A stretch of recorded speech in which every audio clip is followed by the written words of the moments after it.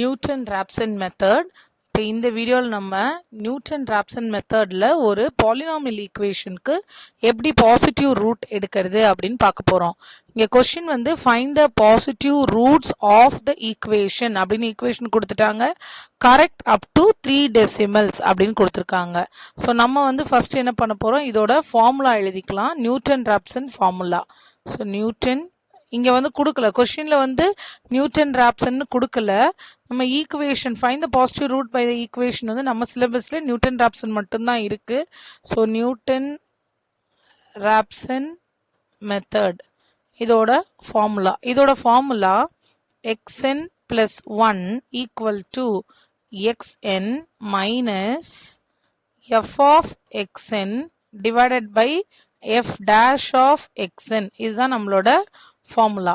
இப்போ இந்த ஃபார்முலாவுக்கு நமக்கு f of xn வேணும், f dash of xn வேணும். கொஸ்டினில் கொடுத்துருக்கிறது f of x. அது அப்படியே எடுத்து எழுதிக்கலாமா? x cube minus 2x square minus 3x minus 4. இது f of x. இப்போ நம்ம f dash of x நம்ம கண்டுபிடிக்கணும். f dash of x னா இதை டிஃப்ரென்ஷியேட் பண்ணணும் அப்படின்னு அர்த்தம். ஸோ இதை எப்படி டிஃப்ரென்ஷியேட் பண்ணுறது? x பவர் 3 எப்படி டிஃப்ரென்ஷியேட் பண்ணுவோம்? 3 முன்னாடி வரும், x 3ல் 1 கம்மியாகி 2 மைனஸ் 2x ஸ்கொயர் 2 அப்படியே இருக்கும். x ஸ்கொயரை டிஃப்ரென்ஷியேட் பண்ணுறோம், 2 முன்னாடி வரும், x 2 minus 1 1 மைனஸ் 3 அப்படியே இருக்கும். x பவர் 1ன்னு அர்த்தம். ஸோ 1 x பவர் 1 minus 1ன்றது 0 மைனஸ் 4ன்றது கான்ஸ்டன்ட், டிஃப்ரென்ஷியேட் பண்ணால் 0. இப்போ இதை எழுதிக்கலாம் கரெக்டாக. 3x square minus 4x minus x power 0ன்றது 1. அப்போ அந்த இடத்துல வெறும் 3 மட்டும்தான் இருக்குது. இப்போ எனக்கு f of xம் கிடச்சிருச்சு, f dash of xம் கிடச்சிருச்சு. இந்த ரெண்டு வேல்யூ கண்டுபிடிச்சதுக்கு அப்புறமா நம்ம நெக்ஸ்ட் என்ன பார்க்கணும் அப்படின்னா, என்னோட ரூட் எங்க எக்ஸாக்டா நமக்கு தெரியாது, அப்ராக்சிமேட்டா எங்க இருக்கு அப்படின்னு அர்த்தம். ஸோ ஒரு ஜீரோக்கு நமக்கு லெஃப்ட் ஹேண்ட் சைடில் நெகட்டிவ் வேல்யூவும் ரைட் ஹேண்ட் சைடில் பாசிட்டிவ் வேல்யூவும் இருக்கும். ஸோ இந்த பாசிட்டிவ்க்கும் நெகட்டிவ்க்கும் நடுவில் தான் என்னோட ரூட் இருக்கு அப்படின்னு அர்த்தம். இந்த எஃப் ஆஃப் எக்ஸ் எடுத்துக்கோங்க. எஃப் ஆஃப் எக்ஸை கொஸ்டின் வந்து find the positive root of அப்படின்னு கேட்டதுனால 0லேருந்து ஆரம்பிச்சு ஒரு வேல்யூவாக சப்ஸ்டியூட் பண்ண போகிறோம். முதல்ல எஃப் ஆஃப் 0, எக்ஸ் இருக்கிற இடத்துல எல்லாம் 0 கொடுக்கணும். So 0 cube minus 2 into 0 minus 3 into 0 minus 4. இப்போ இதில் வந்து எல்லாமே 0ன்றதுனால மைனஸ் 4 மட்டும் இருக்குது. இது கொடுக்குற ஆன்சர் நெகட்டிவ்ல இருக்குது. அடுத்தது எக்ஸ் இருக்கிற இடத்துலலாம் 1 சப்ஸ்டியூட் பண்ண போகிறோம். ஸோ 1 சப்ஸ்டியூட் பண்ணால் 1 power 3 minus 2 into 1 square minus 3 into 1 minus 4. இது இப்படியே கால்குலேட்டரில் நம்ம கொடுத்தாலே 1 மைனஸ் 2 மைனஸ் 3 மைனஸ் 4 எல்லாமே மைனஸில் இருக்குது. ஸோ மைனஸ் 9 இருக்குது, ப்ளஸ் 1 இருக்குது. அப்போ என்னோட வேல்யூ நெகட்டிவில் வந்திருக்கும். அடுத்தது எஃப் ஆஃப் 2. இப்போ 2 வேல்யூ கொடுக்கலாம். எக்ஸுக்கு பதிலாக 2 cube minus 2 square minus 3 into 2 minus 4. இப்போ இதை வந்து நம்ம கால்குலேட் பண்ணலாமா? 8 மைனஸ் 2 ஸ்கொயர்ன்றது 4 இன்ட்டு 2 8 மைனஸ் 6 மைனஸ் 4. இது ரெண்டும் கேன்சல் ஆகி அகைன் எனக்கு நெகட்டிவ் வேல்யூ தான் கொடுக்குது. அடுத்தது எஃப் ஆஃப் 3. இப்போ 3 சப்ஸ்டியூட் பண்ணுறேன். அப்போ 3 cube minus 2 into 3 square minus 3 into 3 minus 4. இந்த வேல்யூவை நான் கால்குலேட் பண்ணும்போது எனக்கு இப்போ எல்லாமே நெகட்டிவ்னே வந்துட்டு இருக்கா. அதனால தான் நான் ஸ்டாப் பண்ணாமல் போயிட்டே இருக்கேன். எப்போ பாசிட்டிவாக சேஞ்ச் ஆகுதோ அங்கே தான் நான் ஸ்டாப் பண்ணி நம்மளோட ரூட் வந்து இந்த இடத்துல இருக்குது அப்படின்னு சொல்ல முடியும். 3 கியூப் அப்படின்றது 27 மைனஸ் 3 ஸ்கொயர்ன்றது 9. ஸோ 9 இன்ட்டு 2ன்றது 18 மைனஸ் 9 மைனஸ் 4. அகைன் எனக்கு வந்து ஒரு நெகட்டிவ் வேல்யூ தான் வருது. ஏன்னா மைனஸ் 18 மைனஸ் 9ன்றது மைனஸ் 27 ப்ளஸ் 27ஓட கேன்சல் ஆயிரும். So negative. இப்போ 4க்கு போயிடலாமா? 4 எடுக்கும்போது 4 cube minus 2 into 4 square minus 3 into 4 minus 4. 4 கியூப்ன்றது 64, 4 into 4 into 4 minus 4 square 30, 4 square 16, 16 into 2ன்றது 32 minus 12 minus 4. இப்போ நெகட்டிவோட வேல்யூஸ் கம்மி ஆயிடுச்சா, மைனஸ் 48 தான் இருக்கு. அப்போ இந்த இடத்துல எனக்கு பாசிட்டிவாக மாறிடுச்சு. இப்போ இவ்வளோ நேரம் எனக்கு மாறலை, அதனால தான் நம்ம என்ன பண்ணுறோம், ப்ரொசீட் பண்ணிகிட்டே இருந்தோம். நெகட்டிவ் அண்ட் பாசிட்டிவாக சேஞ்ச் ஆயிடுச்சு அப்படின்னா நான் என்ன சொல்லணும், இங்கே தான் என்னோட ரூட்டு எக்ஸிஸ்ட் ஆயிருக்கு. எந்த இடத்துல, ரூட் லைஸ் பிட்வீன் 3 and 4, 3க்கும் 4க்கும் நடுவில் தான் இருக்கு அப்படின்னு சொல்கிறோம். அண்ட் இனிஷியலாக நான் என்ன பண்ணுறேன், 3.5 அப்படின்னு ஃபிக்ஸ் பண்ணிக்கிறேன். ஏன் 3.5 ஃபிக்ஸ் பண்ணியிருக்கேன் அப்படின்னா, நமக்கு 3க்கு நியரராக இருக்கா 4க்கு நியரராக இருக்கான்னு தெரியாது. அதனால இன்பிட்வீன் 3.5 அப்படின்னு ஃபிக்ஸ் பண்ணிக்கிட்டோம். ஃபிக்ஸ் பண்ணிவிட்டு இப்போ நான் என்ன பண்ணுறேன், வேல்யூவை எல்லாத்தையும் சப்ஸ்டியூட் பண்ணுறதுக்கு முதல்ல ஐட்ரேஷன் ஸ்டார்ட் பண்ணலாம். ஐட்ரேஷன் 1. ஐட்ரேஷன் 1ல் என்னோட ஃபார்முலா நான் மேலே எழுதியிருக்கேன்ல, ஃபார்முலா அந்த n இருக்கிற இடத்துலலாம் 0 சப்ஸ்டியூட் பண்ணணும்.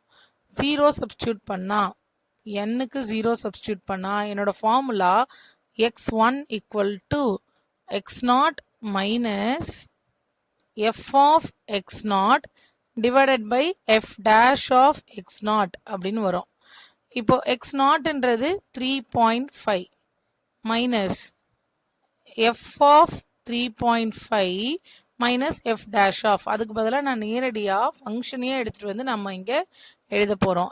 fன்றது என்ன ஃபங்க்ஷன், நமக்கு fன்றது x cube minus 2x square கொடுத்துருக்கிறது, minus 2x square minus 3x minus 4. அதை அப்படியே கொண்டு வந்து எழுதலாமா, x கியூப், அப்போ 3.5 cube minus 2x square minus 3x minus 4 divided by whole thing divided by f dash of, இப்போ f dash ன்றது என்னது, 3x square minus 4x minus 3.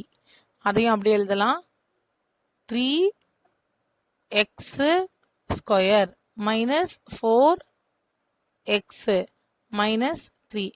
இப்போ இந்த வேல்யூவை கால்குலேட் பண்ணுறதுக்கு நம்ம ஒரு ஷார்ட்கட் மெத்தடில் கால்குலேட் பண்ண போகிறோம். கால்குலேட்டரை யூஸ் பண்ணி கால்குலேட் பண்ணிவிட்டு இங்கே ஆன்சர் மட்டும்தான் எழுத போகிறோம். அடுத்தடுத்த ஆன்சரை கால்குலேட்டரே நமக்கு கால்குலேட் பண்ணி கொடுத்துரும். நம்ம என்ன பண்ண போகிறோம்னா, இதை ஃப்ரேம் பண்ணி எழுதிட்டு அந்த ஆன்சரை கொண்டு வந்து அதில் ஃபில் பண்ண போகிறோம். பார்க்கலாமா அந்த மெத்தடு? கால்குலேட்டர் யூஸ் பண்ணி நம்ம இப்போது ஃபீட் பண்ண போகிறோம். முதல்ல இதுக்கு மோடை கிளியர் பண்ணிக்கலாம். ஷிஃப்ட்டு மோடு, ஏன்னா வேறு இது ஏதாவது நம்ம ஆக்டிவேட் பண்ணியிருப்போம். 3 கொடுத்தீங்கன்னா எல்லாமே ரீசெட் ஆகிடும். ஈக்குவல் டு 2 தடவை ப்ரெஸ் பண்ணால் எனக்கு இப்போ கம்ப்ளீட்டாக ரீசெட் ஆயிடுச்சு. இப்போ இந்த கொஷினில் வந்து நமக்கு 3 டெசிமல்ஸ் ஃபிக்ஸ் பண்ண சொல்லியிருந்தாங்க. ஸோ 3 டெசிமல்ஸ்க்காக நான் என்ன பண்ணுறேன், 1 2 3 4 5 5 டைம்ஸ் ப்ரெஸ் பண்ணும்போது ஃபிக்ஸ் அப்படின்னு கேட்குதா. ஃபிக்ஸ் அப்படின்னா 1 ப்ரெஸ் பண்ணால் ஃபிக்ஸு. இந்த ஃபிக்ஸ் எதுக்குன்னா நம்ம டெசிமல் ஃபிக்ஸ் பண்ணுறதுக்காக. 0லேருந்து 9 எத்தனை டெசிமல் ஃபிக்ஸ் பண்ணணும் அப்படின்னு கேட்குது. நமக்கு வந்து கொஷினில் 3 டெசிமல்ஸ், ஸோ 3ன்னு கொடுத்தாச்சு. அண்ட் இப்போ நம்ம கொஷினில் வந்து நம்ம x0ன்னு என்ன ஃபிக்ஸ் பண்ணியிருக்கோம் அப்படின்னா 3.5ன்னு ஃபிக்ஸ் பண்ணியிருக்கோம். அதை இங்கே ஸ்க்ரீனில் கொண்டு வரணும். 3.5 கொடுத்துட்டு ஈக்குவல் டு கொடுத்துட்டா அது ஆன்சர் இடத்துல வந்துடும். இப்போ இதுதான் நம்மளோட ஆன்சர். இப்போ இந்த ஆன்சரை யூஸ் பண்ணி நம்ம எல்லா வேல்யூவையுமே கால்குலேட் பண்ணலாம். இப்போ கொஷினில் இருக்கிற மாதிரியே நம்ம கொண்டு வர போகிறோம். எப்படி கொண்டு வரணும்னா, எங்கெல்லாம் எக்ஸ் இருக்கோ அதெல்லாம் வந்து ஆன்சர் அப்படின்னு அர்த்தம். ஸோ இப்போ 3.5 தான் நம்மளோட ஆன்சர். ஸோ ஆன்சர் மைனஸ், இது வந்து நம்ம இப்போ எந்த இடத்துக்கு கொண்டு வந்திருக்கோம்னா இந்த 3.5 இந்த மைனஸ் கொடுத்துருக்கோம். அப்புறம் ஒரு பெரிய ப்ராக்கெட் போட்டிருக்கோம்ல நம்ம, ஸ்கொயர் ப்ராக்கெட். அந்த ஸ்கொயர் ப்ராக்கெட்டுக்காக இதில் வந்து டிஸ்பிளேயில் ஃபஸ்ட்டு ஒரு ப்ராக்கெட், அப்புறம் நியூமரேட்டருக்கான ப்ராக்கெட் வந்து இது. இப்போ 3.5 ஹோல் க்யூப்னு இருக்கா. 3.5னா நம்மளுக்கு என்ன அர்த்தம்னா ஆன்சர்னு அர்த்தம். ஸோ ஆன்சர் இந்த இந்த ஆரோ ப்ரெஸ் பண்ணிவிட்டு 3 ப்ரெஸ் பண்ணால் 3.5 ஹோல் க்யூப் அப்படின்னு அர்த்தம். மைனஸ் இப்போ அடுத்தது என்ன கொடுத்துருக்காங்க, 2 into 3.5 ஹோல் ஸ்கொயர் அப்படின்னு இருக்கா. ஸோ 2 இன்ட்டு அப்படின்றதுனால நான் வந்து இன்ட்டு 3.5 கொடுக்க மாட்டோம்ல, நம்ம ஆன்சர்னு கொடுப்போம். அப்போ நம்ம ஆன்சர் கொடுக்கறதுனால இன்டூவே தேவைப்படாது. So answer square 2 into answer square அப்படின்னு கொடுத்தாச்சா. அடுத்து பக்கத்தில் என்ன இருக்குது நமக்கு, -3 இன்ட்டு ஆன்சர்னு இருக்குது. So -3 answer. அடுத்து -4, இது நியூமரேட்டர் முடிஞ்சிருச்சு. இப்போ நியூமரேட்டர் முடிஞ்சிருச்சுக்கான ப்ராக்கெட். அப்புறம் டிவைடட் பை டினாமினேட்டரில் என்ன இருக்குது நமக்கு, முதல்ல 3 இன்ட்டு 3.5 ஸ்கொயர் அப்படின்னு இருக்குது. ஸோ 3 இன்ட்டு ஆன்சர் ஸ்கொயர், எங்கெல்லாம் வேல்யூவோ அங்கெல்லாம் ஆன்சர் தான் யூஸ் பண்ணணும். Answer square. அடுத்த வேல்யூ என்ன இருக்குது நமக்கு, 4 இன்ட்டு 3.5 இருக்கா. ஸோ 4 3.5ன்றது ஆன்சர். அப்புறம் -3ன்னு இருக்குது. ஸோ -3, இது டினாமினேட்டருக்கான ப்ராக்கெட். இது மொத்தமாக ஓப்பன் பண்ண அந்த ஸ்கொயர் ப்ராக்கெட். இப்போ ஈக்குவல் டுன்னு கொடுத்தா எனக்கு ஆன்சர் வந்துடும். இது என்ன ஆன்சர் அப்படின்னா ஃபஸ்ட் ஐட்ரேஷனோட ஆன்சர். இப்போ நான் அடுத்தடுத்து ஈக்குவல் டு கொடுக்கும்போது அடுத்தடுத்த ஐட்ரேஷனோட ஆன்சர் இது கொடுத்துட்டே இருக்கும் பாருங்கள். நம்ம ஒன்று ஒன்றா போடும்போது நான் அதை காட்டுறேன். இப்பயும் பாருங்கள். இப்போ நெக்ஸ்ட் ஐட்ரேஷனோட வேல்யூவை நம்ம என்ன பண்ண போறோம் அப்படின்னா கொஞ்சம் டைரக்டா எழுதுற மாதிரி தான் எழுத போறோம். ஸோ இப்போ ஐட்ரேஷன் 2 அப்படின்னு எடுத்துக்கோங்க. ஐட்ரேஷன் 2ல n இருக்க வேண்டிய இடத்துலலாம் 1 சப்ஸ்டியூட் பண்ண போறோம். 1 சப்ஸ்டியூட் பண்ணா என்னோட ஃபார்முலா என்னவாகும், x2 equal to x1 minus f of x1 divided by f dash of x1 இப்படி இருக்கும். இப்போ நான் வந்து ஃபுல்லாக சப்ஸ்டியூட் பண்ணி காட்ட போகிறது கிடையாது. என்ன பண்ண போகிறேன், இந்த 3.304 இருக்குல்ல, இதுதான் நம்மளோட x1. இதை இங்கே சப்ஸ்டியூட் பண்ண போகிறோம். 3.304 மைனஸ் f ஆஃப் x1 அப்படின்னா f ஆஃப், ஏன்னா இப்போ நம்ம கால்குலேட்டர் தான் போட போகுது, அதனால இதை மட்டும் எழுதிட்டு அதுலேருந்து டைரெக்டாக ஆன்சர் எழுதிடலாம். 3.304 அப்படின்னு எழுதிட்டு டைரெக்டாக நம்ம ஆன்சர் எழுத போகிறோம். கால்குலேட்டர் நமக்கு என்ன ஆன்சர் கொடுத்துருந்தது, எனக்கு கால்குலேட்டர் கொடுத்த ஆன்சரை நான் இங்கே எடுத்து எழுத மட்டும் செய்கிறேன். x2 equal to 3.284. இது செகண்ட் ஐட்ரேஷனோட ஆன்சர். நாம் வந்து இப்போ எதையுமே கால்குலேட் பண்ணி இங்கே காட்டலை, ஏன்னா கால்குலேட்டரில் ஆன்சர் இருந்ததை அப்படியே எடுத்து எழுதிட்டேன்.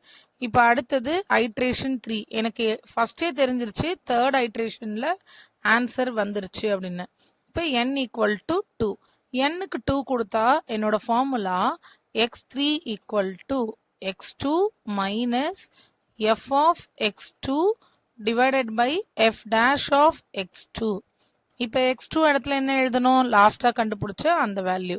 So 3.284 minus f of 3.284 divided by f dash of 3.284. இப்போ இதுக்கும் எனக்கு ஆன்சர் தெரியும், கால்குலேட்டர்ல இருந்து அந்த ஆன்சர் எடுத்துட்டு வந்து ஃபில் பண்ணிக்கிறேன். x3 equal to 3.284. ஸோ நம்மளோட ஃபைனல் ரிசல்ட் வந்து 3.284. அதை எப்படி எழுதணும், the root of the equation is, இல்லைன்னா root is அப்படின்னு எழுதலாம். the root of the equation is 3.284. இப்போ நம்ம ரொம்ப சிம்பிளாக கால்குலேட்டர்லேருந்து இந்த ஆன்சரை எடுத்து எழுதிட்டோம். ஸோ தட் நமக்கு மிஸ்டேக் வராமல் ஈஸியாக இதில் நம்ம ஸ்கோர் பண்ணலாம்.